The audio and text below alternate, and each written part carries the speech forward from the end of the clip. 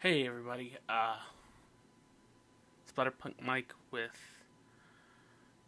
the week I had in movies. But first, wanted to mention I am a Fangoria affiliate, so I have a link that I'll put in the description that if you guys click on and use, you'll get a discount on anything in the store. And they've got some pretty sweet merch, along with, you know, the whole magazine being awesome. But you do that, you get a discount, help me out. Everybody wins. But okay, the movies that I watched ended up following a theme that I didn't plan out whenever I first started. Though, it kind of, the theme kind of started whenever I just decided to choose Invaders from Mars because it was on Shudder. And it's the remake by Toby Hooper, and it's weird. Like, not Texas Chainsaw Massacre too weird, but it's still pretty weird. But it's entertaining and just if you're wanting to have a fun time and watch some weird, it's definitely a movie. Second movie was The Deadly Spawn, also on Shudder, and I had seen some stills from it, and I was like, okay, yeah, I'll go with another Alien movie. And like the worst thing about this is the the transfer that they have on Shudder is grainy, so it's not the best looking thing, but you'll have fun with the weird killer aliens. Um, Third movie, Dark Angel / I Come in Peace. It has two different names. This was a Dolph Lundgren movie that I could have sworn I watched growing up. I was wrong, because as soon as it started, I was like, wait, this is nothing that I have seen before. It's a non-traditional Christmas movie set during Christmas. It's also on Shudder. It's not like it's not too much horror. It's got tinges of horror, and it's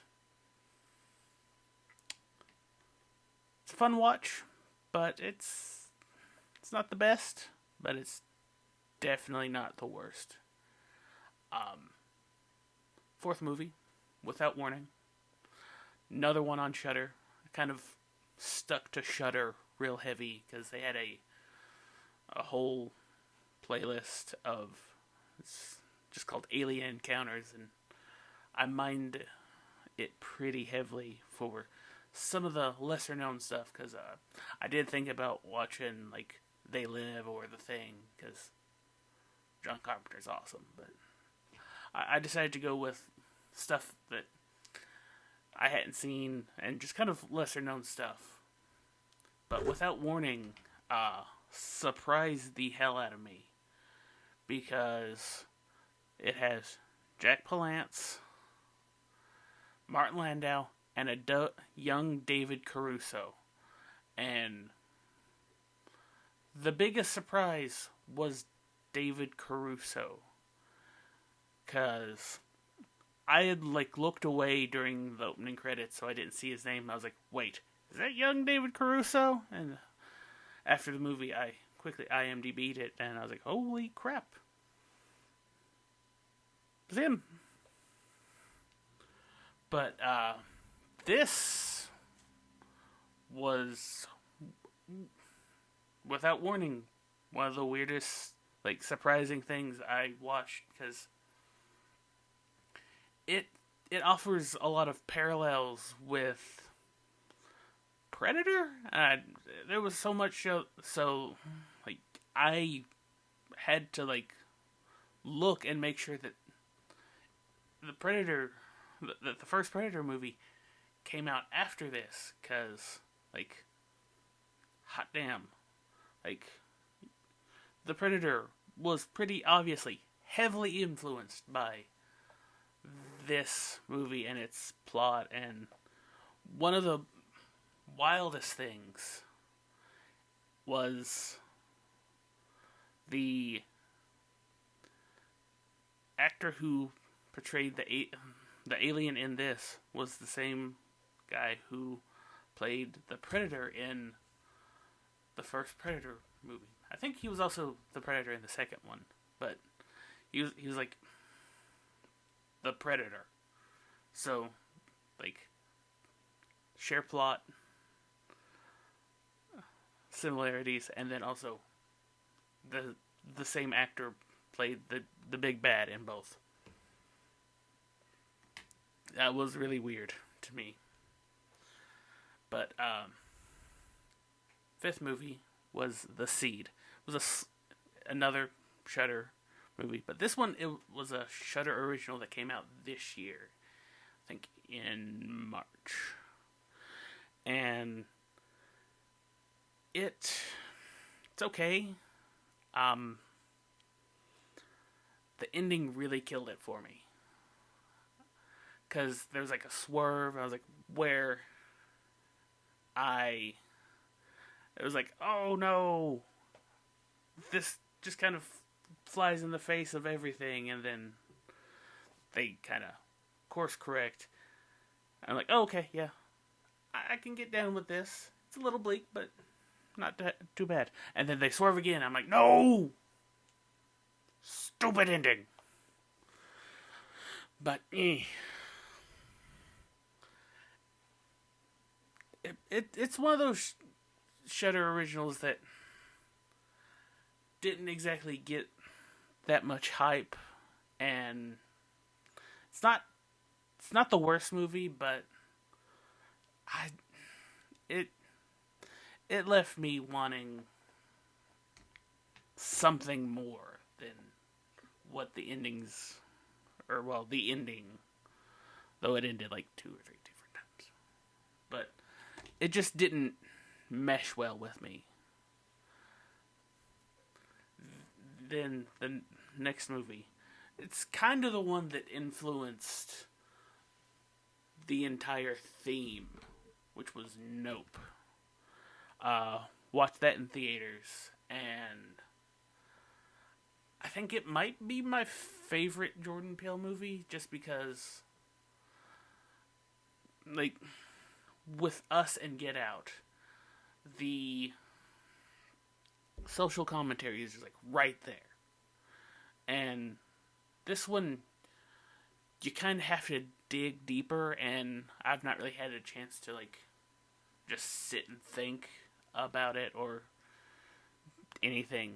But just without that, without like going into the social commentary that's there, it's just there are just the performances and like the imagery and just like everything is just Jordan Peele's like cup of tea down to like a tea, to be awkward, but just like performances. The two leads, Keke Palmer and Daniel Kaluuya, I think that's how, like, they're fantastic. And Kaluuya is, he's more of the lead than, like, the trailers would make you think.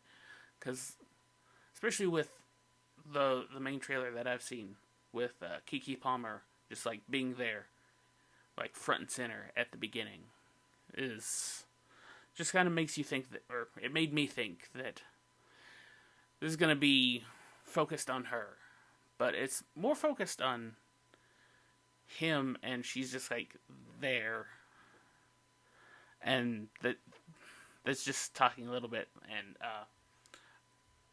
because of this movie, I do want Michael Wincott to release a spoken word album, because his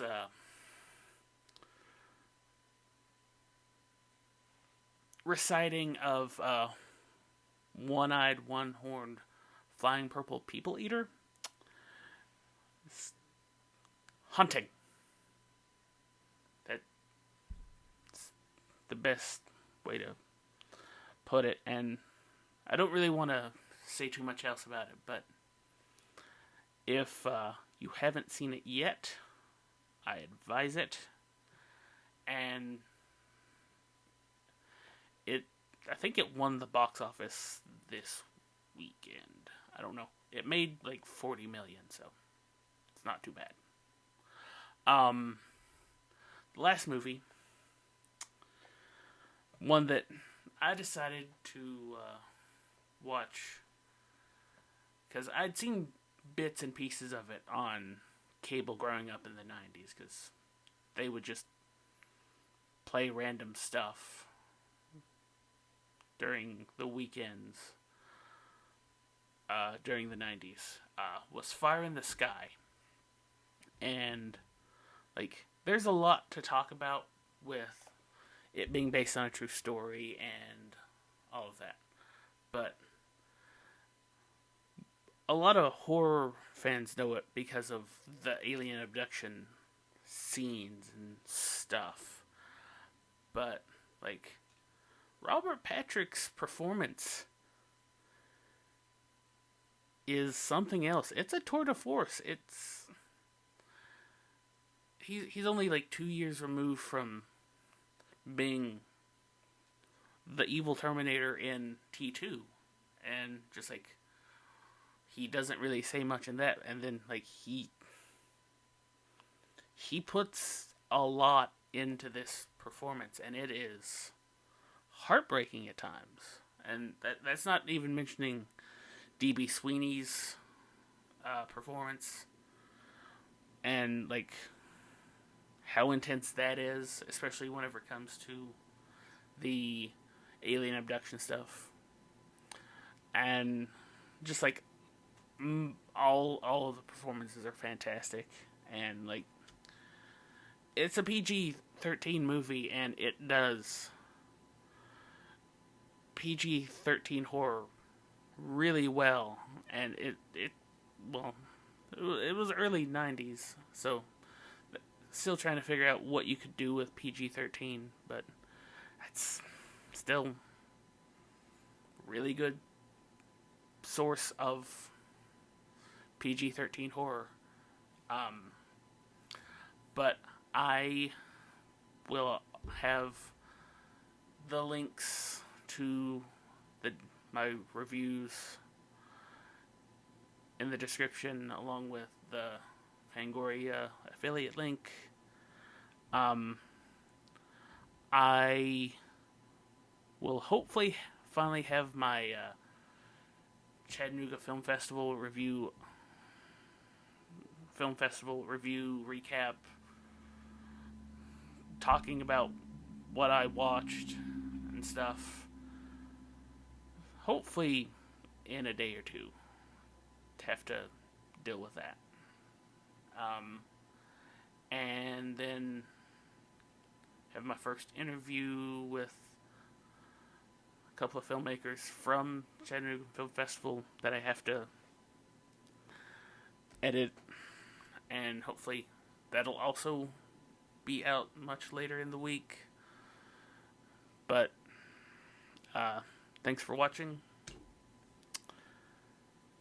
Have a good day.